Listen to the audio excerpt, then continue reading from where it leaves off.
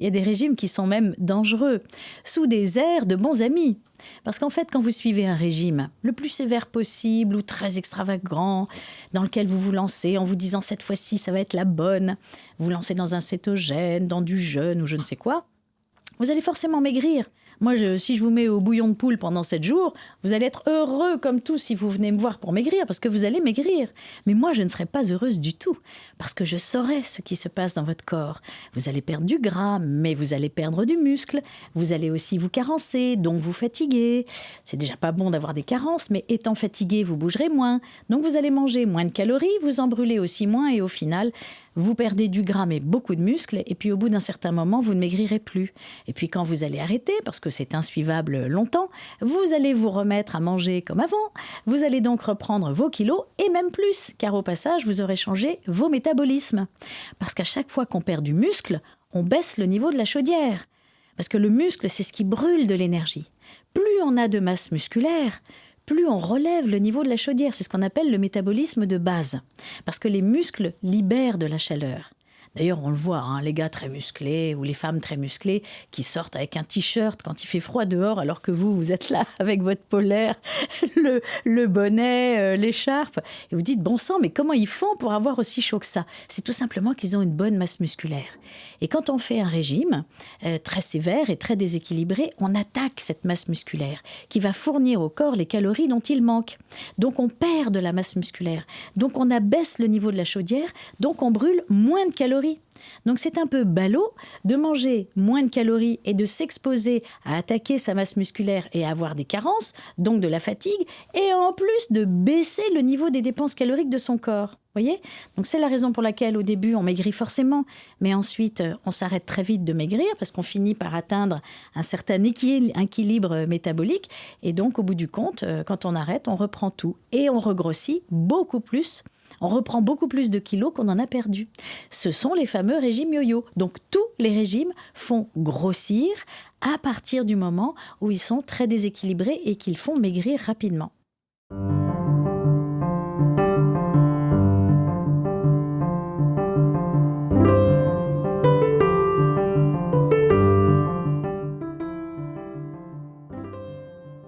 Les problèmes de poids, on comprend aujourd'hui que c'est beaucoup plus important qu'on ne le croyait. C'est pas du tout juste un problème esthétique. Ça pose des problèmes de santé majeurs, aussi bien cardiovasculaires, mais des risques de cancer, de vieillissement prématuré, de risques de chute quand on est âgé. Enfin, les champs sont immenses. Sur ces sujets, on raconte tellement souvent n'importe quoi, on donne des injonctions contradictoires, on prétend avoir trouvé le régime miracle, alors que la solution, c'est de comprendre comment ça fonctionne, comment notre corps fonctionne, pour qu'on comprenne quelle est la meilleure stratégie à appliquer. Je reçois le médecin nutritionniste Laurence Plumet, que vous connaissez sans doute, qui est un peu aujourd'hui une star des réseaux sociaux par son engagement à transmettre une information claire et précise. Elle soigne tous les jours des gens qui ont des problèmes de poids. Elle sait comment faire. Elle nous expliquera dans cet épisode les problèmes de poids et l'enfant, pourquoi les femmes à la ménopause ont plus de risques de prendre du poids et qu'est-ce qu'il faut faire, quelles sont les spécificités pour les hommes et les spécificités pour les femmes, le rôle du sucre, le rôle de la graisse, qu'est-ce qui se passe dans notre corps, dans nos différents organes et quelles sont les meilleures stratégies à appliquer. Vous allez avoir enfin une information claire et solide qui, j'espère, va vous aider et vous permettre d'être en pleine forme. Je suis Fabrice Swindal, philosophe, auteur de nombreux livres, dont le tout dernier, Empêcher que le monde ne se défasse, 19 leçons de résistance, pour trouver justement du courage et de la force. Vous êtes sur Dialogue et vous allez voir, c'est passionnant. Bonjour Laurence. Bonjour Fabrice. Alors, je suis content de vous recevoir parce qu'avec vous, on va essayer de comprendre un peu plus précisément que ce qu'on entend un peu partout dans les médias sur le gras, qu'est-ce que c'est, comment maigrir, comment avoir un... Et peut-être la première question toute simple, voilà, quelqu'un vient vous voir, peut-être quelqu'un qui nous écoute, et il a envie de perdre du poids. Qu'est-ce que vous lui dites ? Bonjour.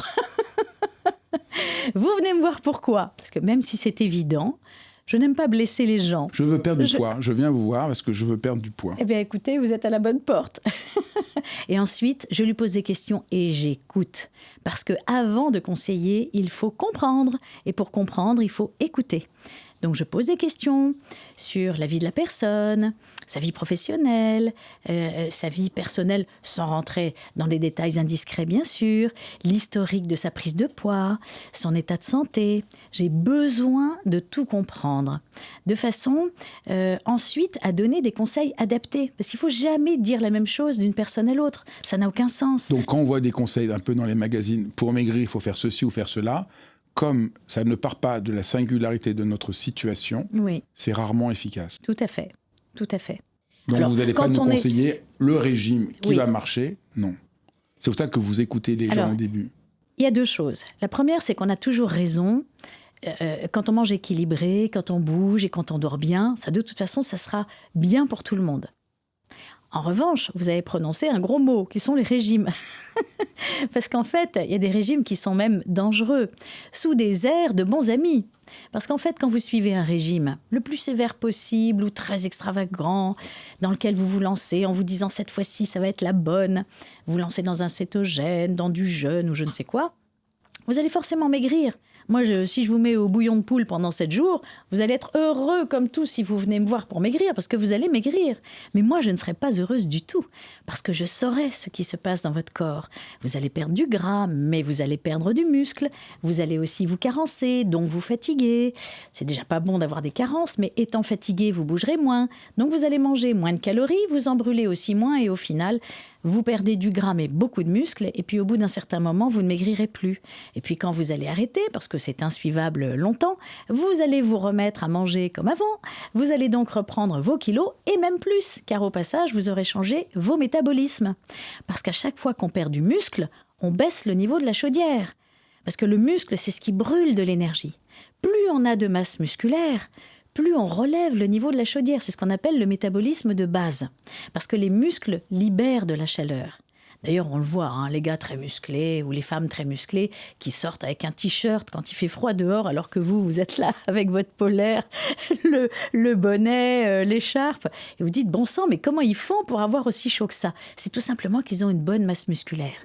Et quand on fait un régime très sévère et très déséquilibré, on attaque cette masse musculaire qui va fournir au corps les calories dont il manque. Donc on perd de la masse musculaire. Donc on abaisse le niveau de la chaudière. Donc on brûle moins de calories. Donc c'est un peu ballot de manger moins de calories et de s'exposer à attaquer sa masse musculaire et à avoir des carences, donc de la fatigue, et en plus de baisser le niveau des dépenses caloriques de son corps. Voyez ? Donc c'est la raison pour laquelle au début on maigrit forcément, mais ensuite on s'arrête très vite de maigrir parce qu'on finit par atteindre un certain équilibre métabolique, et donc au bout du compte, quand on arrête, on reprend tout et on regrossit beaucoup plus. On reprend beaucoup plus de kilos qu'on en a perdu. Ce sont les fameux régimes yo-yo. Donc tous les régimes font grossir à partir du moment où ils sont très déséquilibrés et qu'ils font maigrir rapidement. Alors qu'est-ce qu'il faut faire ? Qu'est-ce qu'il faut faire ? D'abord, il faut comprendre les raisons de la perte de poids. Parce qu'en fait, chacun a des raisons différentes. Moi, ça fait depuis 25 ans que je fais maigrir les gens. Et à chaque fois, c'est mon bonheur quand je reçois un patient, parce que je me dis « Ah !» Qu'est-ce que je vais découvrir de sa vie et qu'est-ce que je vais comprendre de son histoire pondérale ? Vous avez les femmes qui prennent du poids parce qu'elles font de l'hypothyroïdie. Très courant, même des femmes jeunes. Beaucoup de thyroïdite de Hashimoto, qui est une maladie auto-immune. Donc il y a un petit dérèglement du système immunitaire et donc la personne fabrique des anticorps, elle agresse sa thyroïde. Donc la thyroïde, pouf, il n'y en a plus. Et quand il n'y a plus d'hormones thyroïdiennes, eh bien tous vos métabolismes fonctionnent au ralenti. Donc la personne est fatiguée, elle a tout le temps froid parce que la chaudière a baissé, elle prend du poids parce qu'elle active sa lipogénèse et elle perd beaucoup moins de gras, elle perd ses cheveux, elle est constipée, bon bref, elle fonctionne au ralenti. Donc moi, je le sens tout de suite, une hypothyroïdienne, je le sens tout de suite. Et donc je l'invite à faire des examens, donc je prescris ce qu'il faut, et quand le diagnostic est fait, formidable, hop, on prescrit des hormones thyroïdiennes et tout va bien. Mais il y a tellement de personnes qui sont restées dans le silence, c'est ça, et à qui on n'a pas diagnostiqué à temps l'hypothyroïdie. Donc si quelqu'un fait une hypothyroïdie et fait des régimes pour maigrir, double peine. D'abord, le régime ne va pas fonctionner, et en plus, elle ne soigne pas son problème. C'est pour ça que c'est important d'avoir cette lecture fine de ce qui nous arrive. Oui, alors non seulement l'hypothyroïdie, mais vous avez des médicaments aussi qui font grossir. Les antidépresseurs, double peine. Je suis dépressive, je grignote, je mange sucré pour calmer ma souffrance, je prends des antidépresseurs qui vont me faire grossir. Alors qu'est-ce que je fais là? Je peux pas enlever les antidépresseurs? Non, mais j'en parle à mon médecin pour qu'il essaie de me trouver un antidépresseur qui me fasse pas trop grossir. Parce qu'il y en a qui sont très... qui font grossir et d'autres beaucoup moins. Donc c'est à discuter avec son médecin. Et c'est vrai que les psychiatres font pas du tout attention à ça. Et ils ne préviennent même pas leurs patients de ça. Et moi, je vois des patientes qui prennent 20 kilos en 6 mois. Je leur dis, mais vous n'êtes pas revenu vers votre psychiatre plus tôt? Mais non, mais je ne pensais pas que c'était ça. Qu'est-ce qu'il y a encore comme autre cause Les hormones sexuelles, la pilule. Il y a aussi ça peut les faire gynécos grossir. oublient, bien sûr. Il y a des femmes qui ont des adipocytes, qui ont des récepteurs très sensibles aux hormones sexuelles. Mais elles ne sont pas prévenues de ça. Rebelote, je prends une pilule, clac, 6 mois après, je prends 10-15 kilos. Mais je ne pense pas à en parler à ma gynéco. Et donc, je continue. Bon, il y a d'autres médicaments aussi, mais les plus courants quand même. Les antidépresseurs et les hormones sexuelles. Voilà. Les médicaments cardio, enfin bon, bref. Donc, il faut que les médecins sachent que certains médicaments font prendre du poids et il faut qu'ils le disent à leurs patients, qu'ils les préviennent. Les corticoïdes. Voilà, la corticothérapie à haute dose. Vous avez des gens qui... Moi, je trouve que, franchement, les corticoïdes sont des médicaments qui sont très, très dangereux. Il faut vraiment avoir de bonnes raisons de les prescrire. Raison inflammatoire, puisque le corticoïde est un anti-inflammatoire. Mais si on n'a pas de bonnes raisons et que pour des raisons de confort, le médecin va les prescrire à haute dose pendant plus d'1 mois... tout de suite, ça ouvre l'appétit, ça active les adipocytes de la graisse abdominale profonde, ça fait plein de choses, ça fait perdre du muscle, ça attaque les os, enfin, waouh, ça fait payer cher l'action anti-inflammatoire. Donc moi, je pense qu'il faut réfléchir à 2 fois avant de prescrire des corticoïdes sur des durées longues. J'ai eu comme ça une jeune patiente, antillaise, asthmatique, et donc dans son île, crise d'asthme. Le médecin généraliste lui prescrit des corticoïdes, 6 mois de corticothérapie, boum, 25 kilos. Quand elle est revenue en métropole, elle était obèse. Elle pesait 70 kilos, elle s'est retrouvée à en peser 95 en l'espace de moins d'1 an, parce qu'elle était sous corticoïdes. Elle est venue se faire opérer dans notre service, puisque moi je suis praticienne hospitalière et je travaille dans un service de nutrition avec le professeur Gabriel Perlemuter, que vous connaissez bien. Donc on travaille ensemble, et donc on travaille aussi de concert avec le service de chirurgie bariatrique. Donc, mon quotidien, ce sont des personnes qui souffrent d'obésité et donc des gens qui pèsent 150 kilos, voire même 200. J'ai eu un jeune patient de 200 kilos et qu'on opère, à qui on propose sleeve, bypass. Et cette jeune fille m'est arrivée en étant devenue obèse simplement à cause d'une corticothérapie mal pensée. Vous l'avez opérée quand même? Oui, on l'a opérée. Bien sûr, parce qu'elle n'arrivait pas à maigrir. Parce que vous savez, les kilos pris par médicament ou par maladie sont très difficiles à décrocher par la suite. Pourquoi? Donc elle n'y arrivait pas. Ce sont des raisons de métabolisme. Une fois que les adipocytes sont excités, gorgés de graisse, c'est très difficile de les vider.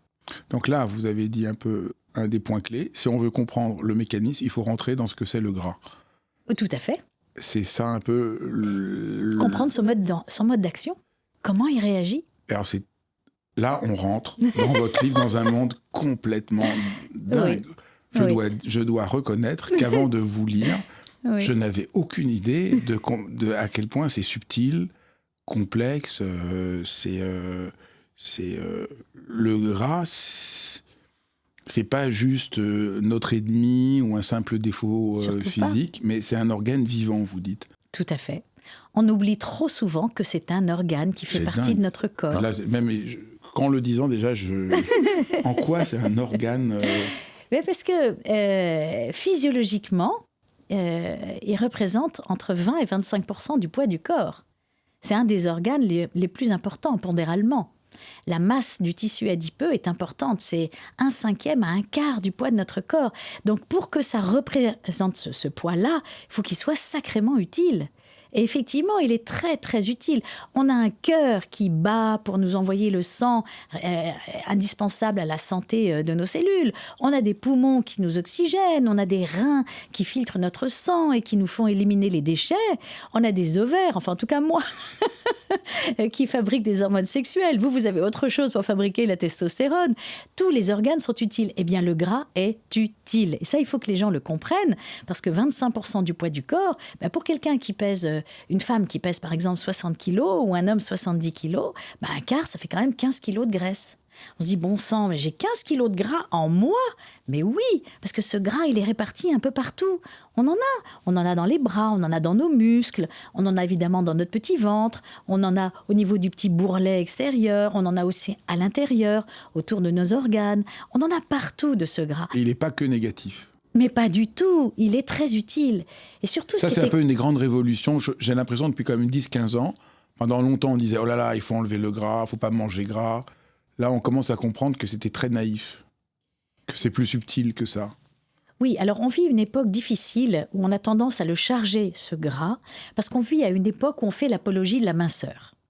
Voilà, il ne fait pas bon à notre époque d'être en surpoids et encore pire d'être obèse, parce que nous vivons dans une société où règne l'opulence.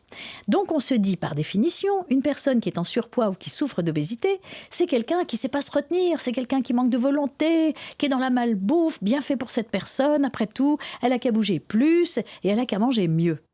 Mais si on fait un retour dans le passé et dans l'histoire, à l'époque des famines, c'était tellement bien d'avoir un peu de gras, parce que c'était un signe d'opulence, c'était un signe de « j'ai les moyens de manger, je ne suis pas un pauvre paysan qui ne mange rien et qui est tout maigrichon ».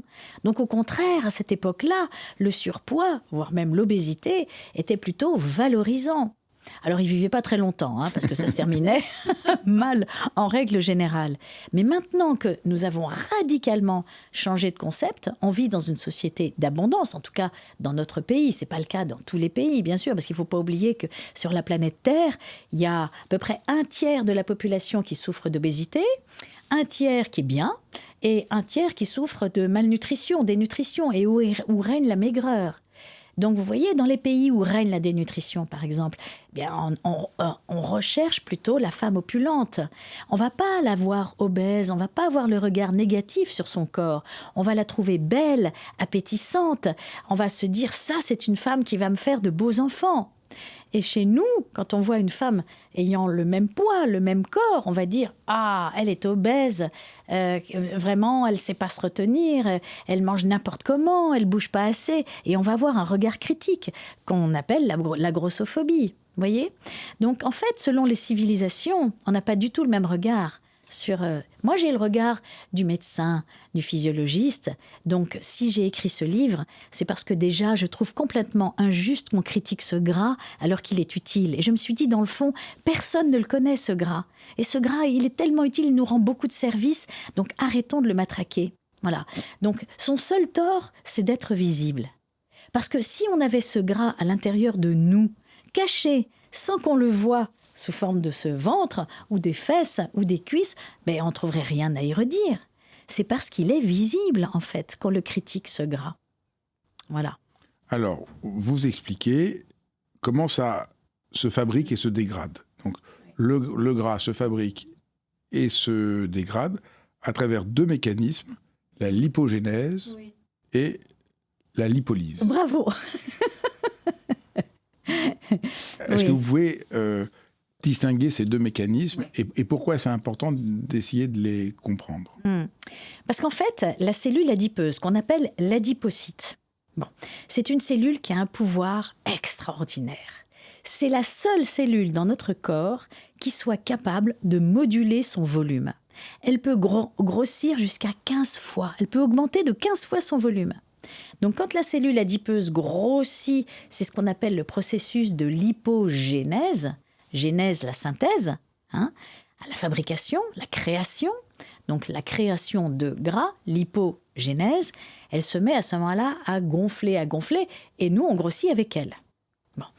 En revanche, la lipolyse, ce sont tous les mécanismes qui se passent dans la cellule adipeuse et qui font que ce gras se digère et est libéré dans la circulation sanguine. Et donc, la cellule adipeuse va dégonfler. Voilà. Donc, en fait, notre gras, il est composé de tout un amas de cellules adipeuses. quand vous êtes venu au monde, vous étiez un magnifique bébé tout potelé. Et moi aussi, parce qu'en fait, quand vous avez quitté le ventre de votre mère, vous étiez tranquille, il faisait chaud, c'était assez bien insonorisé, vous aviez la nourriture, et puis vous arrivez dans un monde hostile que vous ne connaissez pas, et donc, la nature faisant toujours bien les choses, vous êtes équipé de votre sac à dos, de votre réserve énergétique. Donc, vous venez au monde avec 30% de votre poids sous forme de graisse, les fameux petits bourrelets de ces chers petits bambins. Et puis après, ouf, tout se passe bien, le sein de maman, les biberons, la diversification alimentaire, ça va, je ne suis pas tombée n'importe où. Donc, le gras commence à disparaître, les cellules se mettent à dégonfler et tout se passe bien. Seulement, attention, parce que si le bébé qui va devenir l'enfant, puis l'adolescent, reçoit une alimentation qui ne va pas, c'est-à-dire trop grasse, trop sucrée, et si on le plante sur un canapé avec les manettes à jouer toute la journée, ou à rester assis sans faire de sport, eh bien, ce qu'il va manger va être stocké et transformé en graisse dans les cellules adipeuses. Seulement, il y a un mécanisme qui est unique pendant l'enfance et l'adolescence. C'est le recrutement, c'est le service militaire. C'est-à-dire que quand on vient au monde, on a un capital de cellules adipeuses en nous. Et ce capital, il va se développer grâce au recrutement de cellules qu'on dit indifférenciées, qui n'ont aucun caractère particulier, mais qui vont être appelées par le tissu adipeux pour dire « Tiens, écoute, nous, on a vachement grossi. Tu vois là, hein, le patron ou la patronne, il mange beaucoup. Il ne se bouge pas, on doit stocker tout ça en énergie, mais nous, on n'en peut plus. On a augmenté notre volume de 15 fois, on est tous bardés là au max. Il faut que vous nous rejoigniez et que vous vous transformiez, vous aussi, en adipocytes pour venir nous seconder. » Et là, on passe de la forme hypertrophique, c'est-à-dire les cellules qui augmentent de volume, à la forme hyperplasique, où le capital de cellules adipeuses se met à augmenter. Et donc là, l'enfant qui grossit, non seulement il a des gros adipocytes qui lui font prendre du ventre et de un peu partout, mais en plus de ça, il augmente son capital de cellules adipeuses. Ce qui fait qu'il va arriver à l'adolescence en restant toujours en surpoids, et quand il sera adulte et qu'il en aura ras-le-bol de la grossophobie et qu'il va se mettre au régime, il va faire dégonfler ses adipocytes parce qu'il va se mettre à faire du sport et à mieux manger, mais par contre, comme il a un capital d'adipocytes qui a considérablement augmenté pendant son enfance, il ne pourra jamais détruire cet excédent de cellules. Non. Donc, il n'arrivera jamais à retrouver un poids correct. Non. Mais oui, c'est affreux. C'est affreux. Ça veut dire... Qu'est-ce qu'il peut faire ? Déjà maigrir. Mais si, par exemple, il a 40 kilos de trop, si ces 40 kilos de trop qui se sont accumulés depuis son enfance... il en perdra 20 et puis il en gardera 10, 15 ou 20 en plus. Mais déjà, s'il en a perdu 20, c'est très très bien pour sa santé. Voilà. Ce qui veut dire d'ailleurs que tout ce qui se passe pendant l'enfance et l'adolescence, c'est très important. Il faut absolument éviter que les enfants et les adolescents ne prennent du poids. Et ça tombe bien parce qu'ils aiment les légumes quand ils sont tout petits, hein, parce qu'après à l'adolescence, ça commence à se gâter. Mais ils aiment les légumes et ils aiment bouger. Vous les voyez, les enfants ? C'est clair. Les piles électriques. C'est criminel de flanquer un enfant sur un canapé à la scotcher devant la télé. C'est criminel. Surtout quand on voit, surtout avec ce que vous avez dit, surtout sur les conséquences. Ben oui, bien sûr. Ce qui est peut-être essentiel de la lipogénèse et de la lipolyse, c'est que c'est pas des processus automatiques et symétriques. C'est ça qui est un peu, qui est un peu déconcertant. Tout à fait. Si c'était automatique et symétrique, bon, voilà, mais non, en fait, pas du tout. On ne grossirait jamais. Si tout était parfaitement contrôlé, si la lipolyse... Alors, en fait, il faut imaginer que l'adipocyte, c'est une cellule très sympathique que dans mon livre, j'appelle Robert, le petit Robert. Je veux savoir pourquoi je l'ai appelé Robert, ça m'est venu comme ça. Ça rend le livre très attrayant parce que du coup, vous parlez, il raconte plein d'histoires. Ah ben oui, il est adorable, Robert. Il est parfois un peu impertinent quand même, mais c'est bien. Hein, ça m'oblige à le remettre un peu à sa place et aborder tous les sujets. Et donc, Robert, comme les autres adipocytes, alors Robert, c'est un gentil adipocyte. C'est l'adipocyte de la petite bedaine. Alors, c'est celle qu'on aime le moins, mais c'est la graisse la plus gentille qui soit. Parce qu'elle a beau se développer, c'est peut-être pas très joli, mais elle n'est pas méchante pour notre santé. C'est-à-dire qu'elle ne nous rend pas diabétiques, elle ne fait pas monter le cholestérol, elle ne rend pas hypertendus. Alors que les gros adipocytes de la graisse abdominale profonde, là, autour des viscères, dans les tréfonds de notre abdomen, ça, c'est de la méchante graisse. Comment on peut faire la distinction entre les deux? Comment on peut voir laquelle des deux on a, nous? Déjà, alors, ce que j'appelle le peuple des ventres mous et le peuple des ventres durs. Parce qu'en fait, la petite bedaine, vous l'attrapez facilement entre les mains, ça fait un bourrelet. Ça, c'est un bourrelet superficiel. Donc, c'est pas grave. Votre livre, déjà, j'ai bien aimé parce que oui. C'est pas si grave. Vous, comme vous êtes médecin et que vous parlez de la santé, vous essayez d'aider les gens à se réconcilier avec leur petit bourrelet. Mais bien sûr. On peut avoir un petit bourrelet et être en très bonne santé. On peut être très bien en harmonie dans son corps, s'habiller très bien, se maquiller, être très séduisante ou séduisant, bien que les hommes ont rarement le petit bourrelet. C'est plutôt féminin, le petit bourrelet. Voilà, parce que c'est assez lié. Nous, on est plutôt vers le bas du corps. Les fesses, les cuisses, le petit bourrelet. Alors ça, c'est le peuple des ventres mous. Donc, gentille graisse, que les femmes n'aiment pas trop avoir, mais quand on s'habille bien, ça ne se voit pas trop et c'est très bien. Et il faut s'aimer. Apprendre à s'aimer, c'est très important. Et être en bonne santé. Et moi, j'ai des tas de patientes qui ont un petit bourrelet, mais qui ont un bilan sanguin génial. Elles mangent très bien, elles bougent, elles font du sport, elles sont très souples, elles aiment bouger, elles ont un très bon sommeil et elles sont en santé nickel. Et elles vivront longtemps. Donc là, avant de continuer, on voit la singularité de votre approche. Laissons tomber les modèles esthétiques, il faudrait être mince. Ce qui importe, c'est tous ces critères. Le bilan de santé, comment je me sens, etc. Absolument. Et on revient au début, pourquoi vous interrogez les gens, c'est tout ça qui compte. Tout à fait, la vision holistique. Maintenant, les graisses profondes qui sont négatives. Voilà, alors ça c'est le peuple des ventres durs, c'est typique des hommes. Vous voyez, souvent vous voyez un homme de dos, vous dites « Waouh, il est chouette, il a les petites fesses et tout ça ». Puis vous le voyez se retourner, et alors là, c'est pas pareil. Vous voyez le bon bedon, et alors là, c'est un ventre dur. Pourquoi ? Parce que vous avez la graisse abdominale profonde qui repousse les abdominaux. Et donc, cette graisse, elle est là. Et là, ce ne sont pas du tout les gentils adipocytes comme Robert, ce sont des gros adipocytes. Et alors là, ça turbine. Alors, il fixe le gras, il se développe et il crache le gras. Donc, ce qui fait qu'il libère dans la circulation sanguine les acides gras. Et donc, quand il y a trop d'acides gras qui arrivent dans le sang, ça va entraîner ce qu'on appelle une résistance à l'insuline, c'est-à-dire que les cellules ne vont plus capter le glucose aussi bien qu'elles le faisaient avant, parce que l'insuline qui arrive, au lieu d'avoir la bonne clé pour faire rentrer le glucose dans les cellules, la clé, elle marche beaucoup moins bien quand il y a trop d'acides gras dans le sang, libérés par ces gros adipocytes toujours en turnover. Donc l'insuline, elle n'arrive plus à faire rentrer le glucose, donc le glucose va rester dans le sang, donc ça va faire monter un petit peu la glycémie, on va avoir l'indice HOMA augmenté, qui est un marqueur de sensibilité ou de résistance à l'insuline, puis on va avoir la glycémie encore plus augmentée, le prédiabète, puis le diabète. Puis les dyslipidémies, le mauvais cholestérol qui monte, puis l'hypertension, puis les maladies cardiovasculaires et tout le tralala. Et ça, c'est de la faute de la graisse abdominale profonde. Alors, elle est très liée aux hormones sexuelles mâles, à la testostérone, parce que ces gros adipocytes, ils ont des récepteurs qui sont activés par la testostérone. Donc, quand un homme se met à beaucoup trop manger, à pas assez bouger, à pas dormir, ça, c'est le fameux trio qui fait grossir, eh bien, avec sa testostérone, il va activer ces gros adipocytes et faire du gras au niveau du ventre. Et ça va être aussi le gros ventre de la femme ménopausée. Parce qu'avant, elle était protégée par ses hormones sexuelles féminines.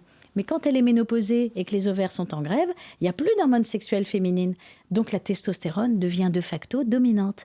Et tout d'un coup, le gras de la femme qui n'était que au niveau du bourrelet, il devient intra-abdominal et elle commence à prendre du ventre en haut aussi. Et elle commence à avoir tous les problèmes de santé passé la cinquantaine. Est-ce qu'il faut que les hommes prennent de la testostérone ? Ah, mais ils en ont déjà, vous en avez. Mais s'ils en prennent en plus ? Non, au contraire. La testostérone, elle active les adipocytes. Donc, qu'est-ce qu'il faut faire ? Qu'est-ce qu'ils peuvent faire, les hommes et les femmes ménopausées qui ont... Qu'est-ce que vous leur conseillez ? Ce que je leur conseille, c'est de faire attention à leur alimentation, de ne pas se priver, parce que ça fait partie des plaisirs de la vie. Mais il faut faire gaffe au sucre, il faut faire gaffe au gras, il ne faut pas être dans les excès, il faut faire gaffe à l'alcool. Puis surtout, il faut bouger, quoi. En fait, plutôt que de se dire « Ah, il faut que j'évite de me faire plaisir avec le chocolat », il faut plutôt se dire « Je me régale avec quelques bons carrés de chocolat, mais je vais aller maintenant faire mon sport. » C'est ça, la santé, c'est ça, c'est le mouvement. Nous avons des grandes jambes, c'est fait pour servir. Est-ce qu'on peut revenir sur le lien entre la lipogénèse et l'insuline ? Oui. Alors, l'insuline, elle active la lipogénèse. C'est une hormone de synthèse. C'est bizarre. Non. On parlait du gras, et là, d'un seul coup, on parle de l'insuline. Oui, parce que ces adipocytes sont, comme toutes les cellules, très sensibles aux hormones. En fait, il ne faut pas imaginer que l'adipocyte soit un ballon isolé qui vit sa petite vie tout seul. En fait, il est en connexion avec les autres organes et il est soumis à l'action des hormones. Il faut imaginer chaque hormone avec une petite clé. Et ensuite, l'insuline, elle a sa clé. Et alors, elle favorise la lipogénèse. C'est-à-dire qu'elle va pousser quand il y a trop d'insuline. Si vous mangez, par exemple, imaginons que vous vous tapiez un bon plat de pâtes. Allez, je vous fais un soir des pâtes à la carbonara. C'est bon, ça, hein ? Bon. Il y a de tout. Il y a du gras, avec les petits lardons, et le jaune d'œuf. Et puis, il y a l'amidon des pâtes. Vous vous régalez, vous me félicitez, vous me dites « Ah, Laurence, vous êtes la championne des pâtes à la carbonara. » Je dis « Très bien. » Et moi, je sais ce qui va se passer en vous après. C'est terrible. Donc, les pâtes contiennent de l'amidon. Cet amidon va être digéré par l'amylase dans l'intestin grêle. L'amidon, c'est comme un collier de perles, avec aussi des embranchements, comme les branches d'un arbre. Et tout ça, c'est plein de molécules de glucose. Donc, vous allez libérer les molécules de glucose qui vont passer dans le sang. 1 heure après avoir mangé les pâtes, puis vous avez tout le gras qui est absorbé aussi. 1 heure après avoir mangé les pâtes, vous avez averti le pancréas que le glucose arrive et vous avez votre glycémie qui monte. Là, branle-bas de combat dans votre pancréas qui libère de l'insuline, qui dit très bien, le glucose arrive, maintenant on va fournir le glucose aux cellules. Donc, votre pancréas va cracher de l'insuline. Cette insuline va voyager dans le sang en même temps que les molécules de glucose, va arriver devant toutes les cellules du corps humain. Le cerveau, le cœur, tout le monde attend son glucose, y compris les adipocytes. Là, elle sort sa petite clé, hop, elle ouvre la porte et le glucose rentre dans la cellule. Aïe. Et oui, mais elle va... Jusqu'à maintenant, ça l'est, et là, aïe. Et là, aïe. Alors non, il n'y aurait pas aïe si franchement vous vous arrêtez aux pâtes et puis qu'ensuite vous allez faire un petit peu de sport parce que là, le glucose va être brûlé en calories et pas transformé en gras dans la cellule. Mais le aïe, il arrive avec le gras. Parce que le gras des pâtes carbonara, il arrive aussi. Et là, l'insuline, elle a aussi une clé pour le gras. Donc, elle fait rentrer les acides gras dans l'adipocyte. Et là, l'adipocyte, il dit chouette, chouette, chouette. J'ai d'un côté le glucose, de l'autre les acides gras. Je vais reconstituer ça en un lipide et ça va me permettre d'augmenter ma gouttelette de lipides. Et donc, je vais pouvoir grossir. Si monsieur fait des pâtes carbonara ou mange des pâtes carbonara tous les jours. Donc, je suis sûr que si je mange chez vous, vous ne me ferez pas des pâtes carbonara. Qu'est-ce que vous me feriez à manger alors ? Alors, je vous ferai... Alors, moi, je suis très poisson gras parce que ce sont des poissons extraordinaires, très riches en oméga 3, en vitamine D et en protéines. Tout ce qui nous manque. On manque de protéines, on manque de vitamine D, on manque d'oméga 3. Donc ça, je vous ferai un poisson gras grillé, un saumon grillé, avec plein de petits légumes, un genre de pokéball, vous voyez, plein de petits légumes. Je vous ferai une belle assiette arc-en-ciel. Il y aurait du jaune, oui, il y aurait du jaune, mais il y aurait aussi du rouge, du vert, de l'orange. Et plus il y a de légumes de couleur, plus ils vous apporteront des antioxydants. Et donc vous allez vivre très très vieux, en ayant plein d'antioxydants. On dit pourtant qu'il ne faut pas trop manger de poisson gras, qu'il y a des métaux lourds et qu'il faut manger que 2 fois par semaine. Ah oui, mais alors ça, c'est très flippant et je ne suis pas tout à fait d'accord avec ça. Parce qu'il y a les gros poissons gras, puis il y a les petits poissons gras, comme les sardines, les maquereaux. Et eux, ils sont en tout début de chaîne alimentaire. Donc, ils ne se nourrissent pas des autres poissons. Donc, ils ont très, très peu de métaux lourds dans leur chair. Pratiquement pas, même quasiment zéro. Donc des sardines. Si vous voulez, je peux vous faire des sardines. Non, très bien. Donc, il faut alterner. Voilà, oui. Le saumon, les sardines. Ah oui, absolument. De toute façon, vous avez dit le mot important. Il faut alterner. Il faut toujours alterner. varier. Il faut varier, en fait. Il faut manger un petit peu de tout. Aucun aliment n'est parfait. En tout cas, je préférais manger chez vous ça que des pâtes à la carbonara qui ne me faisaient pas du tout plaisir. Oui. Alors, si, mais moi j'adore aussi. Mais voyez, parce que ce serait trop triste si dans la vie, d'abord ça porte un nom, ça s'appelle l'orthorexie. Vous avez des gens qui font tellement attention à ce qu'ils mangent qu'ils ne s'autorisent aucun plaisir. C'est d'une tristesse. Moi, je suis un médecin nutritionniste, mais zen et gourmand. C'est ce que j'aime à dire, c'est qu'il faut manger un petit peu de tout. Et si à un moment donné, vous vous régalez de pâtes carbonara... Je ne me régale pas. Mais, au repas suivant, vous mangerez sainement. C'est clair, mais moi, ça ne me fait pas du tout plaisir. Je vous en ai dégoûté ? Non, mais déjà, oui. Moi, je trouve qu'il y a trop de sucre. Pour moi. Non, d'amidon, vous voulez dire. Mais l'amidon, il n'y a pas de sucre dans les pâtes carbonara. L'amidon, c'est quand même du sucre. Non, pas du tout. Le sucre, c'est le saccharose. Le sucre, c'est le sucre blanc que vous mettez dans votre yaourt ou dans votre fromage blanc. L'amidon, c'est un glucide. En fait, petit cours. C'est pour ça aussi que j'adore, moi, la pédagogie et que j'ai lancé mon école de napsothérapie, parce qu'il y a tellement de choses à apprendre aux gens. L'amidon, c'est un glucide. Vous avez la famille des glucides. Dans la famille des glucides, vous avez les glucides, les gros glucides, comme l'amidon, qui contiennent du glucose. Et puis vous avez les petits glucides qu'on appelle des sucres simples. Et là-dedans, il y a du glucose, du fructose qu'on trouve dans les fruits. Et vous avez le sucre qui est le saccharose, qui est un disaccharide. J'aurais dû dire un glucide. Je n'aime pas trop les pâtes parce que c'est trop un glucide. Et que pour moi, c'est comme dans mon organisme, c'est comme du sucre. Ah oui. Bon, vous n'avez pas tort en termes de métabolisme. Mais moi, j'ai remarqué que c'est comme du sucre. Oui, mais vous en avez... Je mangeais ça et je dirais peut-être à 25-30 ans, je me rendais compte, je mangeais ça, 1 heure après, j'avais faim. Ah oui, d'accord. Et donc j'ai arrêté. Comme le sucre, j'en mange et après, ça ne me rassasie pas. Alors vous avez raison, pourquoi ça donne faim ? Pourquoi le sucre appelle le sucre ? C'est parce que quand vous mangez sucré, vous montez très vite votre glycémie, donc vous crachez de l'insuline, comme je l'ai expliqué tout à l'heure, qui fait très vite rentrer le glucose dans les cellules, mais ça le fait rentrer tellement vite qu'il y a une baisse de la glycémie, du taux de glucose dans le sang. Du coup, dès que la glycémie baisse un peu, ça déclenche l'envie de manger. Donc plus vous mangez sucré, plus 2 heures après, vous avez envie de remanger sucré. Donc en fait, il faut peu manger sucré, se faire plaisir et manger des fibres avec. C'est pour ça que le secret, c'est de manger des légumes à tous les repas. Parce que vous avez des fibres et que les fibres abaissent l'index glycémique du repas. Donc finalement, comme vous avez un index glycémique qui n'est pas très élevé, finalement votre glycémie est relativement stable et vous avez une faim très modeste entre les repas. Est-ce que vous voulez réexpliquer ce que sont les fibres et où on en trouve le plus? Alors, les fibres, on les trouve essentiellement dans le règne végétal. Il n'y en a pas dans la viande, il n'y en a pas dans le poisson, il n'y en a pas dans les œufs, il n'y en a pas dans les produits laitiers, dans les légumes, dans les fibres, les céréales, les produits céréaliers. Donc, c'est pour ça que, en gros, il nous faut 30 grammes de fibres. Il faut réaliser que les fibres, c'est la nourriture de votre microbiote. Vous savez que dans votre côlon, vous hébergez 1,5 kg de microbiote. 1,5 kg. 100 000 milliards de bactéries. Vous avez un petit monde en vous qu'il faut nourrir. Vous lui prêtez le gîte et le couvert, et en échange de ça, il nettoie la paroi du côlon, il s'occupe de la santé de votre intestin, il communique avec les autres organes, il vous évite d'être en surpoids si vous avez un bon microbiote, parce qu'il y a des microbiotes de gens minces et des microbiotes de gens en surpoids. Et oui, on n'a pas fini d'en apprendre, c'est ça qui est extraordinaire avec le corps humain. Et puis, et donc ce microbiote, pour le nourrir, il faut lui apporter des fibres. C'est sa nourriture d'excellence, les fibres. Alors les fibres, 30 grammes par jour. Et les légumes, les fruits, en gros, les légumes et les fruits, c'est entre 3 et 5%. Donc quand vous mangez au moins 500 grammes de légumes, 200 grammes à midi, 200 ou 250, c'est une belle assiette de légumes, crus ou cuits. La même chose le soir, ça vous fait à peu près 500 grammes. À 5% de fibres, vous voyez, vous êtes déjà à 20-25 grammes de fibres. Vous mangez 3 fruits dans la journée, pommes, oranges, ce que vous voulez. Ils sont à peu près à 2-3% de fibres. Et vous avez vos 30 grammes de fibres. Si en plus vous prenez du pain complet ou des céréales complètes, le compte est bon. Mais pour y arriver, il faut mettre des légumes à chaque repas. Et terminer par un fruit. Alors on va essayer de se recentrer sur le gras. Non, c'est bien.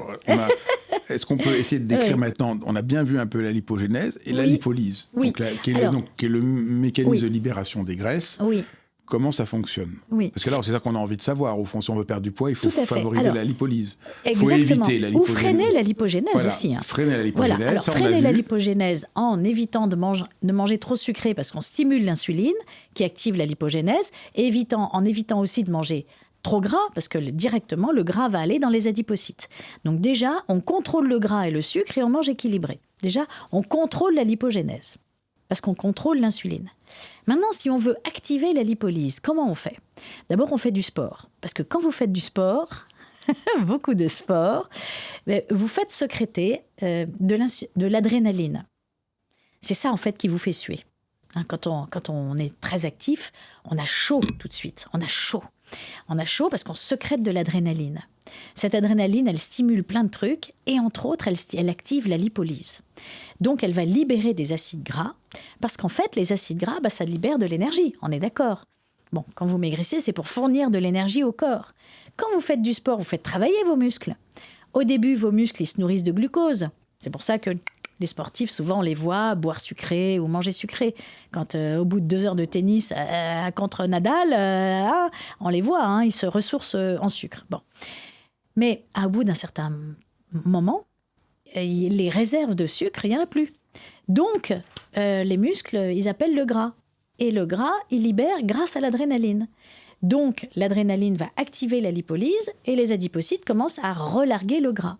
C'est pour ça qu'on dit qu'il est important de faire du sport pour maigrir. Et c'est pour ça que je milite sur le fait que faire un régime et très peu manger pour maigrir en restant relativement sédentaire, c'est jamais un bon calcul. Parce que vous vous affaiblissez, vous perdez du muscle, vous vous carencez, vous fatiguez. Alors que manger un peu de tout, avec une alimentation équilibrée, mais faire du sport, là vous brûlez des calories et vous augmentez votre masse musculaire.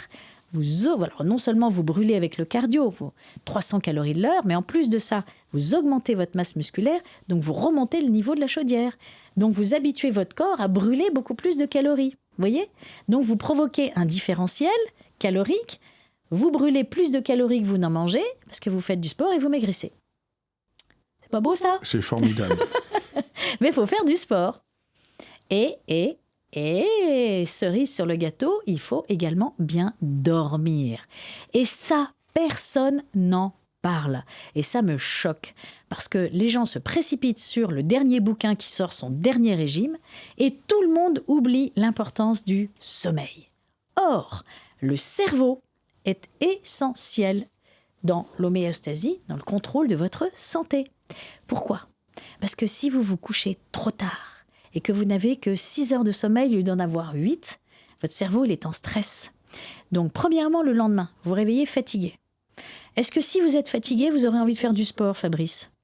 Non. Non. Moi, je dors très bien. Ça ne m'arrive jamais. Tant mieux pour vous. Mais quelqu'un qui ne dort pas assez, il est fatigué le lendemain.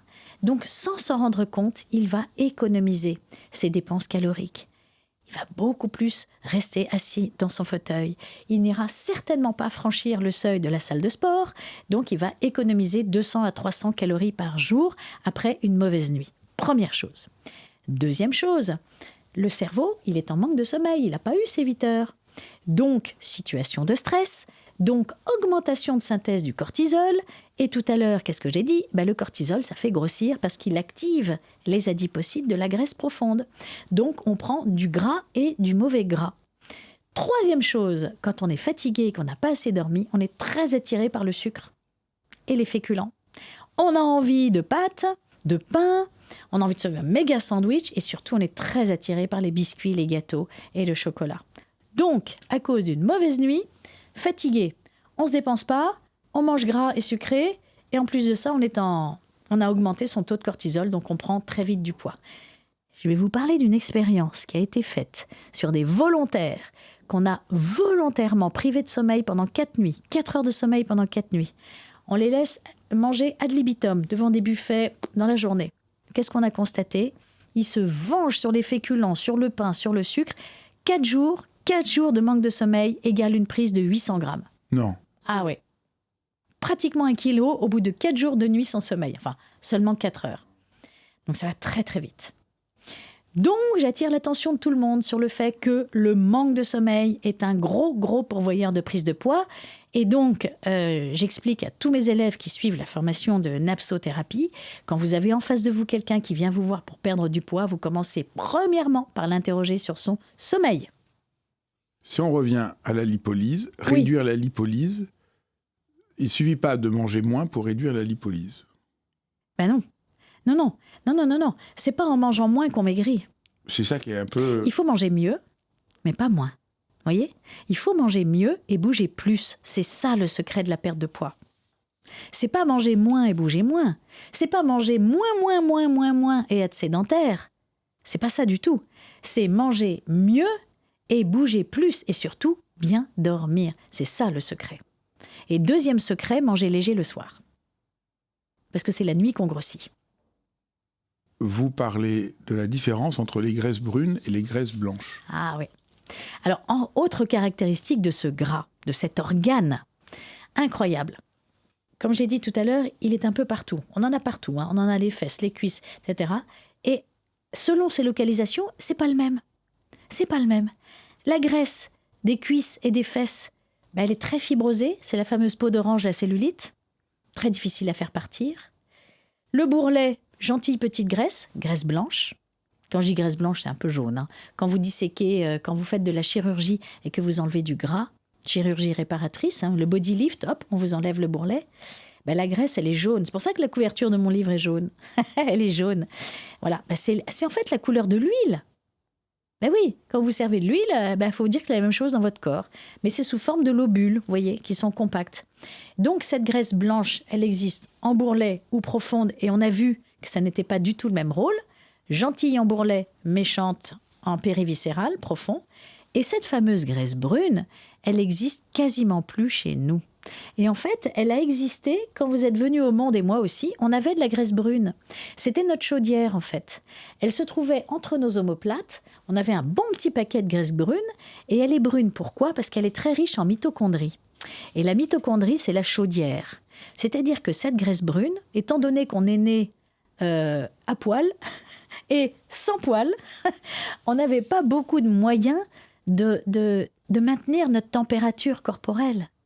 Parce que quand nous étions dans le ventre de notre mère, il faisait chaud à l'intérieur, 38 à peu près, 37 aux extrémités, 39 à l'intérieur du corps humain. Il faisait rudement chaud. Et quand on est né, on est arrivé dans une pièce où il faisait 22. Donc on passe de 37 à 22. Ça caille.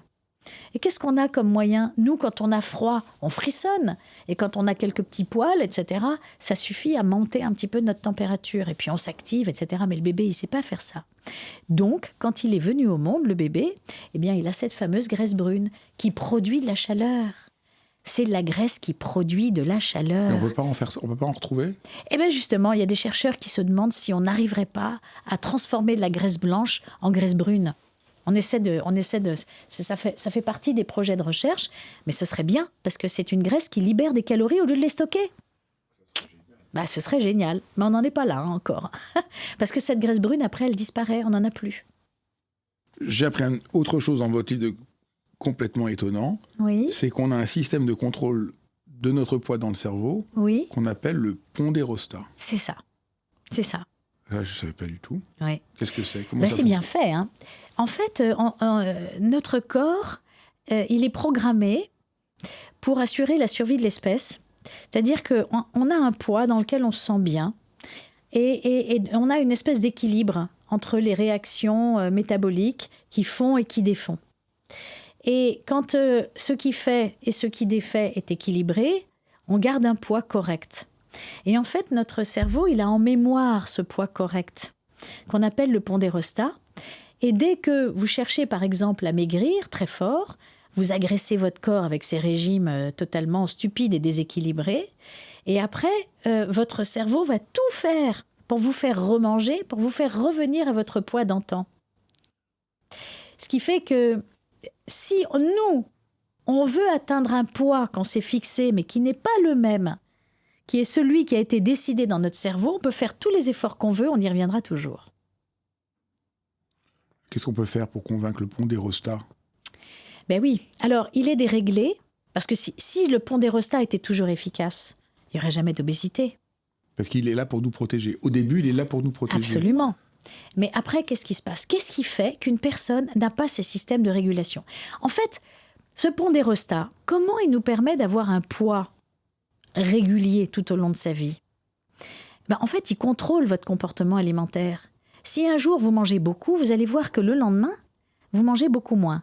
Et au final, vous gardez un poids stable. Parce que votre comportement alimentaire se sera adapté. Vous voyez? Vous mangez beaucoup, vous mangez moins. Et au final, vous gardez un poids correct.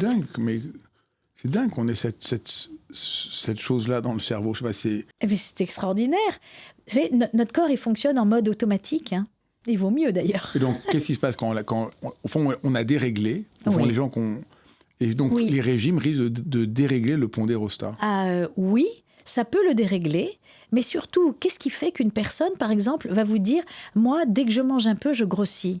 Alors qu'une autre personne vous dira « Moi, je m'en fous, je peux m'avaler des tonnes de trucs, je ne prends pas un gramme ».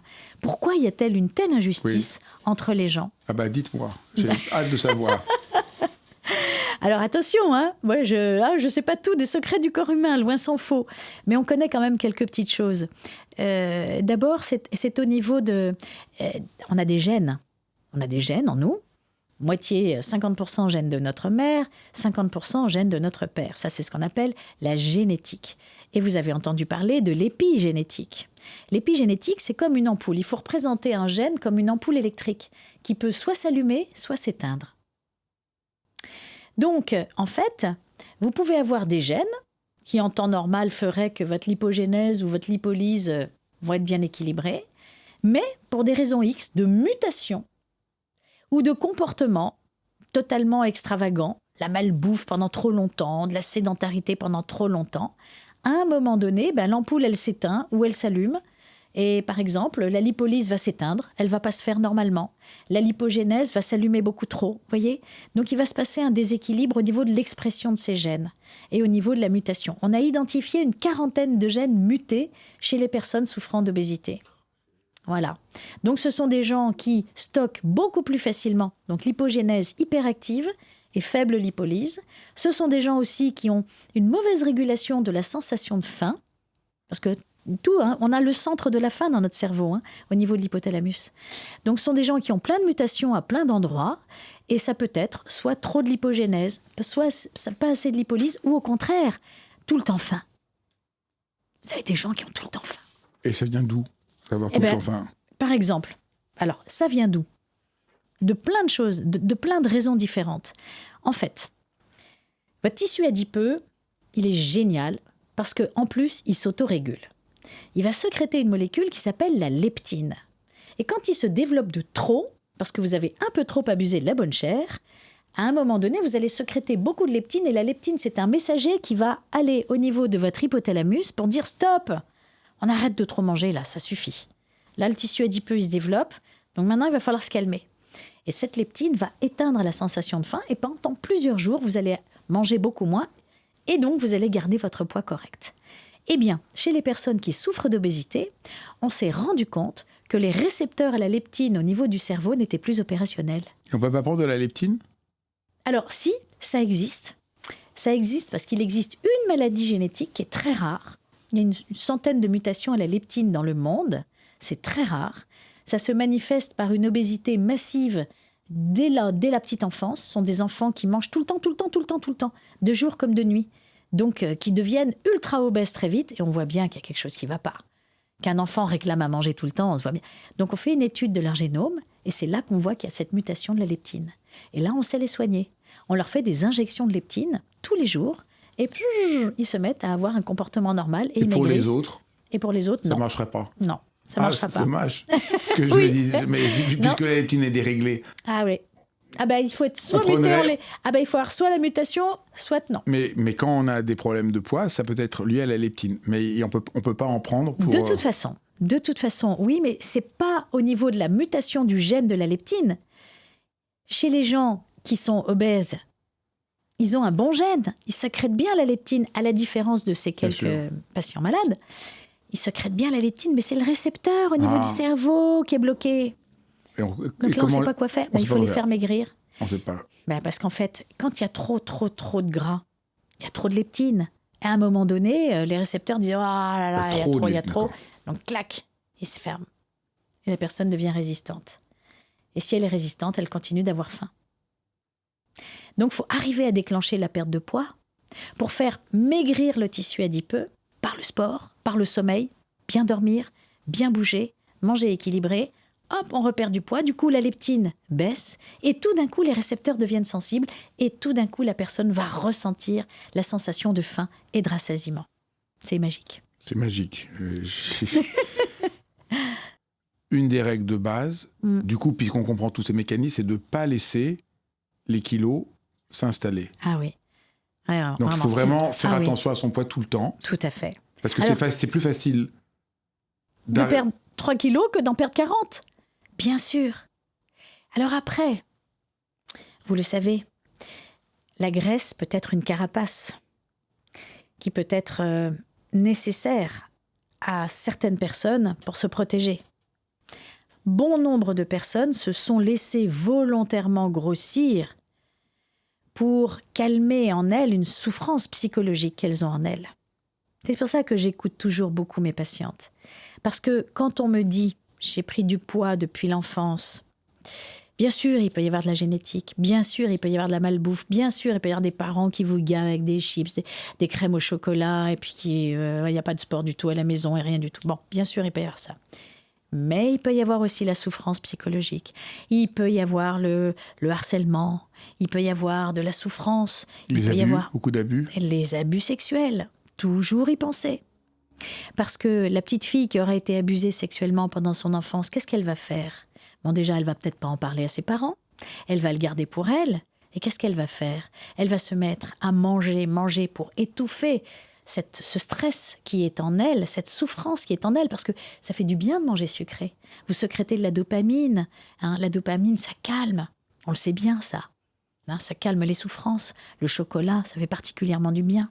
Donc, elle va volontairement manger pour s'apaiser et surtout pour ne pas séduire. Donc, volontairement, elle va s'entourer de gras pour ne surtout plus provoquer le désir chez l'homme. L'homme qui l'a violée pendant son enfance. Et l'homme en règle générale. Donc, chez toute femme, ou homme d'ailleurs, en surpoids, je dois toujours, et je l'explique aussi, il faut toujours rechercher une souffrance psychologique qui a pu avoir lieu à un événement déclenchant. Ma question, c'est à partir de quand vous avez commencé à avoir un problème de poids ? À partir de quand ? Et qu'est-ce qui s'est passé à ce moment-là ? Une autre question, pourquoi il y a tant de problèmes de poids à la ménopause pour les femmes ? Alors on en a parlé un tout petit peu tout à l'heure, oui. Parce qu'il y a ce dérèglement, l'hormone n'est plus là comme protectrice. Oui. Et est-ce que vous avez d'autres choses importantes à souligner ? Alors, en fait, le problème hormonal de la ménopause, qui est la mise en grève des ovaires, donc les taux d'estrogène et de progestérone baissent, donc la testostérone que nous avons toujours en nous, elle devient de ce fait dominante, elle n'est pas tellement sur la prise de poids, elle est sur la localisation de la graisse, qui va devenir abdominale, comme celle d'un homme. Bien, et donc là, mauvaise. Et donc là, favorisant l'apparition du diabète, du cholestérol, etc. Bon, mais pourquoi est-ce que la femme ménopausée va commencer à prendre du ventre ? Pourquoi elle va grossir ? Parce qu'en fait, il se produit quelque chose d'effrayant avec les années, c'est qu'on perd du muscle. Le muscle, il vieillit. Et oui, on a quand même beaucoup de muscles en nous, mais le muscle vieillit et il diminue avec l'âge. Donc, on perd en masse musculaire. Donc, notre métabolisme de base, c'est-à-dire les calories que notre corps dépense, notre métabolisme de base va diminuer, puisqu'il y a moins de muscles. On perd du muscle, on le voit bien. Franchement, on n'a pas la même musculature à 55 ans qu'à 20 ans. On le voit bien. Bon. Donc je vous vois venir, vous allez dire qu'il faut faire du sport. On revient toujours à la même chose. Donc, moins de muscles, moins de dépenses caloriques. À partir du moment où votre corps brûle moins de calories, si vous mangez toujours autant et que vous ne faites pas de sport, eh bien, vous allez stocker beaucoup plus facilement. Donc, la graisse va arriver et va se développer beaucoup plus facilement. Ce qui veut dire qu'à 50 ans, la prise de poids n'est pas une fatalité. Mais disons que les risques sont élevés, sont beaucoup plus élevés à partir de 50 ans de prendre du poids qu'à partir de 20 ans. Ça veut dire qu'il faut faire attention à ce qu'on mange. On peut moins faire d'écart que quand on est jeune. Donc, il faut peut-être faire attention au gras et au sucre tout en se faisant plaisir. On est bien d'accord. Moi-même, je suis gourmande, je me fais plaisir, mais je me rattrape. C'est-à-dire que si je mange bien à midi, je me fais un bon resto, allez hop, des frites, de la salade verte toujours, de la viande ou du poisson, et puis un bon petit gâteau, quoique. Je fais ça pour faire plaisir et pour illustrer mon propos, mais je ne suis pas du tout gâteau, je suis plutôt salade de fruits. Bref. Mais imaginons que je me prenne un fondant au chocolat et sa crème anglaise. Là, je me fais un bon petit repas. Et bien, le soir, je vais me régaler d'une bonne soupe, d'un petit œuf sur le plat, par exemple, un yaourt et une salade de fruits, et ça va suffire à mon bonheur.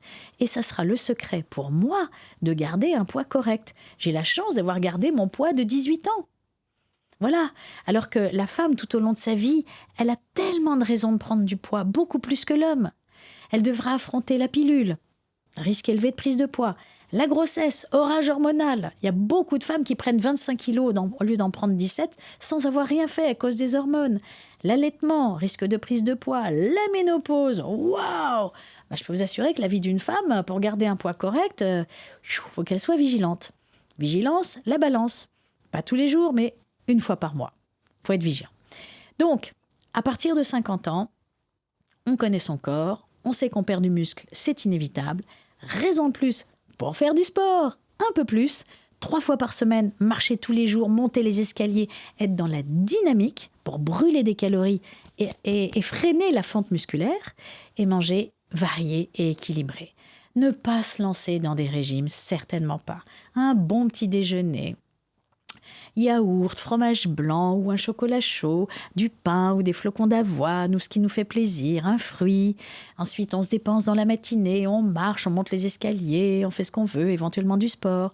À midi, viande, poisson, œufs ou des œufs pour les végétariens, et légumes et féculents, un petit peu de pain, un petit peu de fromage, on termine par un fruit. L'après-midi, on se dépense, on est active, on ne reste pas vissé dans son siège, on mange un fruit ou deux. Et le soir, léger, soupe ou salade verte, salade composée, du poisson ou une omelette. Et puis, laitage et fruits. Voilà. Un petit verre de vin de temps en temps, bien évidemment.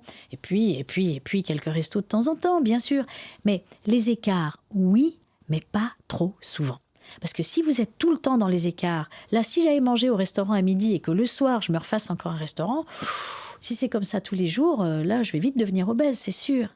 Mais quand on fait des écarts à un repas et qu'on contrôle le repas suivant, tout se passe très bien. Et qu'est-ce que vous pensez des nouveaux médicaments pour perdre du poids qui sont... Mais oui. Très bonne question. Bon, c'est quand même une révolution thérapeutique, je dois le dire. C'est extraordinaire. Ça fait maigrir, certes. Mais, vous avez dit le mot important, médicaments. Il y a des indications bien précises. C'est réservé aux obèses, aux personnes souffrant d'obésité. C'est-à-dire ayant un IMC, indice de masse corporelle, qu'on peut calculer soi-même. On fait sa petite formule, on divise son poids en kilos par la taille en mètres carrés. Je pèse X kilos, et je mesure 1m66, donc je fais 1m66 au carré, donc fois 1m66. J'obtiens un chiffre et je divise mon poids par ce chiffre. Si maintenant, j'ai un IMC supérieur à 27, disons qu'il est à 28 ou à 29, je suis en surpoids modéré, mais à la limite de l'obésité, qui est à partir de 30. Et si j'ai en plus un petit peu de diabète ou de l'hypertension, là, j'ai le droit de prendre ces médicaments. Et si j'ai un IMC supérieur à 30, là, de toute façon, qui est comorbidité ou pas associée, j'ai aussi le droit de prendre ces médicaments. Donc déjà, il y a le respect de l'indication. Obésité. Donc, c'est pas fait pour madame qui veut perdre 4 kilos parce que cet été, elle veut briller sur les plages. Même non. si c'est quand même beaucoup utilisé comme ça aux États-Unis. Eh ben, c'est un tort. Ben oui, mais alors, franchement, les Américains sont pas la référence. Pourquoi c'est un tort? Parce que c'est un médicament. Comme c'est pas convaincant. Je suis désolé, mais c'est pas convaincant. Alors, c'est un tort parce que, comme c'est un médicament, il y a des effets secondaires. Donc, c'est payé cher parce qu'il y a un risque d'hépatite, il y a un risque de pancréatite. Et il faut aussi être surveillé parce que ces médicaments ont un pouvoir très fort sur votre envie de manger. Et moi, les patientes à qui je le prescris, pour certaines d'entre elles, on peut avoir une vraie anorexie. C'est-à-dire qu'elles ne mangent plus rien. Elle saute le petit-déj, elle saute le déjeuner, elle ne prend plus qu'un repas par jour. Et là, ça devient terrible, parce qu'il y a une fonte de la masse musculaire. Alors ça, la personne est ravie. Donc ça, parce que vous qu'elle dites met... un médicament, c'est que ça veut dire qu'il faut un suivi très précis pour que ce soit Absolument. juste. Absolument. Parce qu'il peut y et, avoir vraiment des réactions importantes. Hein. et paraît-il qu'à l'instant où on arrête, on reprend le poids. Donc c'est à vie. C'est possible, mais c'est évitable. Parce que si j'étais persuadée de la reprise de poids, je ne le prescrirais jamais. Je le prescris à bon escient pendant l'année, parce que c'est 1 an de traitement. Hein. Après, il y a un effet de saturation du corps, on ne maigrit plus. Donc, on peut perdre nos 10, 15, 20, 25% du poids du corps avec ces médicaments. Je rappelle que ce sont des injections en sous-cutané 1 fois par semaine, que ça coûte cher hein, quand même. Hein. Pour l'instant, ce n'est pas remboursé par l'assurance maladie. Donc, et on les comprend, parce qu'il y a déjà un tel trou abyssal que ça n'arrangerait pas les choses. D'un autre côté, on peut faire un calcul, obésité, comorbidité, ça coûte cher. Bon, bref, ça c'est du calcul. Bon, bref, pour le moment, ça coûte cher. En moyenne, ça fait 200 € quand même par mois. Bon. Et puis, la perte de poids, donc, peut être importante, et elle va durer 1 an, si ça marche bien. Parce que j'ai des patientes chez qui c'est moyen, d'autres chez lesquelles ça marche bien, et d'autres chez lesquelles ça marche super bien, qui peuvent perdre 20-25 kilos en 1 an. Quand on arrive à un stade où on ne perd plus, ça coûte cher, c'est un médicament, je ne perds plus, qu'est-ce que je fais ? On peut peut-être penser à commencer à s'ensevrer. Donc moi, c'est ma méthode à moi, je reviens en arrière, je baisse les doses, parce qu'il y a eu un palier, hein. Donc je rebaisse les doses progressivement et je vérifie qu'il n'y a pas de reprise de poids. Mais vous ne voyez pas de reprise de poids? Quand ils sont suivis par moi, non. D'accord, parce que j'ai vu quand même beaucoup d'études qui montrent qu'il y a reprise de poids. Oui, mais parce que... Et que c'est médicament à vie. Oui, non, mais ça, c'est pas possible d'envisager un médicament. Autant se faire opérer, c'est pas possible. Au moins, quand vous avez une chirurgie bariatrique, ça vous coûte rien. On vous fait un petit estomac, certes, mais ça y est, c'est à vie. Et après, vous mangez beaucoup moins. Vous avez le même effet anorexigène, sauf que là, c'est à vie, vous vous cassez pas la tête. Vous mangez beaucoup moins et vous maigrissez. Vous n'avez pas à vous piquer, voyez. Mais ce médicament, il a son indication. C'est, par exemple, c'est la personne qui a un IMC de 28, par exemple. Vous savez qu'à 28, on n'est pas opérable. Pour avoir de la chirurgie bariatrique, il faut avoir un IMC supérieur à 35. Donc, pour les personnes qui souffrent d'obésité, qui sont à 30 par exemple, qui ne sont pas légitimes à la chirurgie bariatrique, mais qui ont déjà tout essayé dans leur vie, qui ont fait des régimes, qui n'en peuvent plus, aidez-moi, j'en peux plus. Bon, eh bien à ce moment-là, on peut leur proposer ce type de molécule. Oui, ça c'est faisable. Comment il fonctionne ? Comment cette molécule fonctionne ? Pourquoi elle réussit ce qu'on a de manière aussi impressionnante ? C'est parce qu'en fait, ça agit en plein endroit. D'abord, ça ralentit la vidange gastrique. Autrement dit, l'estomac met beaucoup plus de temps à se vider qu'avant. Comme c'est plus lent, votre digestion est plus lente, donc vous ressentez moins la faim 2 heures après. Donc vous êtes calé durablement, déjà. Donc vous grignotez moins entre les repas parce que vous mettez plus de temps à digérer. D'ailleurs, ça peut provoquer de la constipation. Ça fait partie des effets secondaires et des nausées aussi, parce que vous digérez beaucoup plus lentement. Deuxième effet, ça agit au niveau du centre de la faim. Il y a un effet anorexigène central. Donc, vous avez beaucoup moins faim. Alors qu'avant, vous faisiez un repas copieux, un plat principal copieux et 2 desserts, du pain, du fromage, etc. Là, pouf, vous êtes à la moitié de votre assiette que déjà vous n'avez plus faim. Donc, forcément, vous mangez beaucoup moins. Troisième effet, ça agit au niveau de l'envie de manger sucré. Alors ça, c'est radical. Moi, je le prescris souvent à des femmes, parce que les femmes sont plus concernées que les hommes, qui ont des compulsions au sucre. C'est-à-dire qu'elles ont des envies de sucrer l'après-midi. Elles ont des envies de se jeter sur les biscuits, le chocolat, etc. Eh bien, quand vous prenez ce type de médicament, plus d'envie de manger sucré. Vous passez devant une boulangerie, même pas envie d'y rentrer. C'est magique. Et enfin, troisième effet... Et comment ça se fait ? Mais parce que vous pensez que vous contrôlez là, votre envie de manger sucré, mais pas du tout. C'est parce que vous avez plein de neuromédiateurs qui vous donnent cette envie de manger sucré. Il se passe plein de choses. Ce médicament change les neuromédiateurs. Tout à fait. Ça modifie cette envie de manger sucré. Et quatrième point, je vous ai coupé. Et quatrième point, ça a une action directe au niveau de la lipolyse. Ça stimule la lipolyse. Ah, parce que je demandais depuis tout à l'heure comment on fait pour stimuler la lipolyse. Et tout à l'heure, vous m'avez dit qu'il n'y a aucune solution, mais là, il n'y a que ça pour l'instant. Oh, oui. Oui, en plus du sport. Alors, attention, information importante, c'est que les études qui ont montré qu'il y avait une perte de poids de 20 à 25% au bout d'un an avec des doses assez conséquentes de ces médicaments, elles ont été faites chez des volontaires qui mangeaient de façon contrôlée, qui faisaient du sport 3 fois par semaine et qui dormaient bien. Donc, si on veut vraiment ne pas dépenser son argent pour rien et qu'on veut bien maigrir, il faut aussi éviter de manger trop gras et trop sucré, il faut aussi faire du sport et il faut bien dormir. Et c'est pour ça que mes patients, je les suis de près, parce que je vérifie tout ça, je vérifie que tout se passe bien et qu'on n'est pas dans l'anorexie qui fait que la personne saute des repas et qu'elle mange quasiment plus rien, et que donc dans ce cas-là, elle perd vachement de muscles et qu'elle est hyper carencée. Donc moi, je veille à tout ça. Et ensuite, quand je vois qu'il n'y a plus de perte de poids, hop, je refais marche arrière, je rediminue les doses progressivement et je vérifie qu'il n'y a pas de reprise de poids.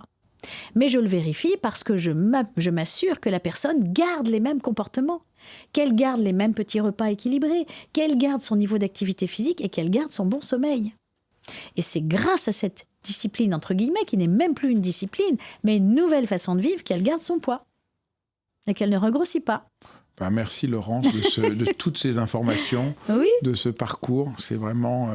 merci beaucoup. Mais c'est un plaisir. On aurait pu se parler comme ça pendant des heures encore. Hein. Mais c'est passionnant. C'est pour ça que j'ai écrit ce livre, parce que je trouve qu'on parle trop de régime. Et justement, on ne parle pas de ce gras.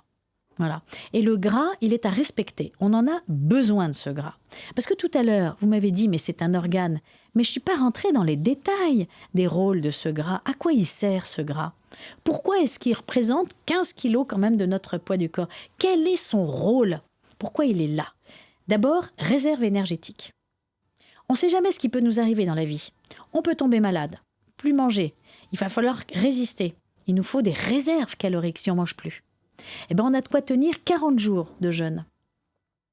Grâce à cette réserve énergétique, on a 25 milliards d'adipocytes qui stockent des milliers et des milliers de calories qui nous permettraient de tenir 40 jours sans manger. C'est la limite du jeûne. Bon, première chose, réserve énergétique. Deuxième chose, stockage de polluants. Vous avez beau faire très attention à ce que vous mangez forcément des additifs, des pesticides, des colorants, plein de cochonneries, au moins 300 molécules par jour.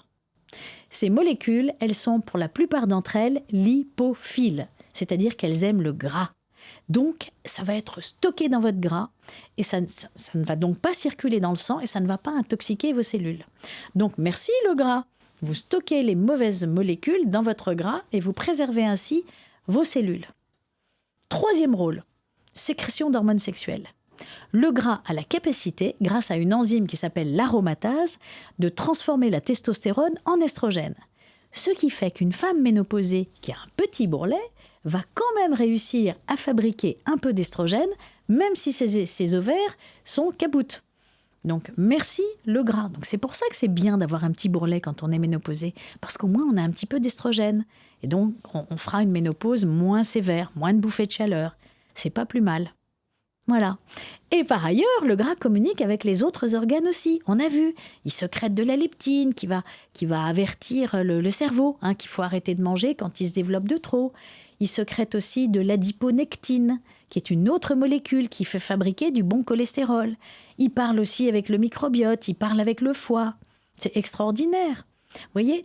Donc, c'est pas du tout un organe isolé, c'est un organe vivant. Et donc, il est nécessaire. Ouais, donc, il faut le contrôler simplement. Vous voyez ? Il faut le contrôler. Il faut l'aimer, le bichonner, le contrôler. Et simplement, c'est quand on est au stade de l'obésité que là, il entre en maladie. Parce que l'obésité, c'est une maladie. IMC supérieur à 30, ce serait par exemple une personne comme moi. Moi, je fais 1m67. Si j'étais en situation d'obésité, je pèserais 20 kilos de plus que je n'en pèse, au moins. Vous voyez ? Et là, j'entrerais dans l'obésité.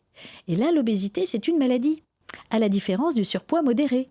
Quand je n'ai que 5 kilos de trop, si j'avais 5 kilos de trop, je ne serais pas malade. Je serais juste en surpoids modéré. J'aurais quelques petites rondeurs, mais je pourrais être en parfaite santé. Si je mange bien, si je bouge et si je dors bien. Mais par contre, si j'entre en situation d'obésité, avec donc cet IMC supérieur à 30, mais parfois ça peut être 40, 50, 60. J'ai des patients qui ont des IMC de 60. Ce jeune homme qui pesait 200 kilos depuis son enfance, je peux vous assurer qu'il était sacrément obèse. Bon. On s'en est occupé, on lui a fait perdre 100 kilos. Maintenant, c'est un beau jeune homme qui est reparti dans la vie avec une corpulence normale. C'est magique. Bref, l'obésité est une maladie parce que ce gras, il est devenu malade. Autant avant, il était en bonne forme et très utile, autant là, il devient malade. Il se laisse infiltrer par des cellules inflammatoires, des macrophages, des lymphocytes, qui sont des cellules qui répandent de l'inflammation en son sein. Donc, il devient inflammatoire et il devient fibrosé. Voilà. Donc, et comme il est inflammatoire, il diffuse cette inflammation au reste du corps. Et c'est cette inflammation qui va faire le lit des maladies.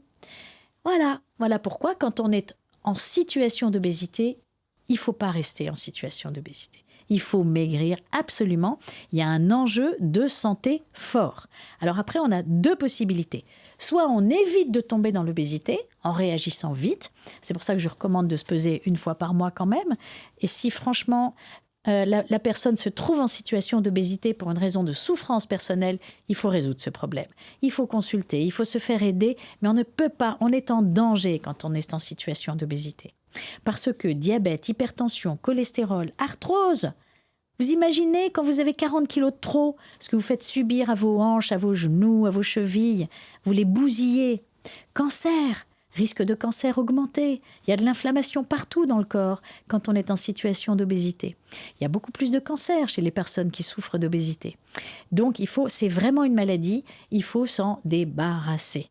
Donc soit on peut faire marche arrière quand on rentre tout juste dans l'obésité, éventuellement avec ses médicaments, ou alors, moi j'ai fait perdre 40 kilos à une femme sans médicaments. Je vais vous raconter une histoire. Vous voulez que je vous raconte une histoire ? Allons-y. Allez, je vous raconte une histoire. De toute façon, moi, chaque consultation, c'est une histoire. J'adore mes patients et je découvre des vies extraordinaires. J'adore mon métier pour ça. Une jeune femme vient me voir. Elle pèse 120 kilos. Situation d'obésité. Elle fait 1m66, 120 kilos, situation d'obésité.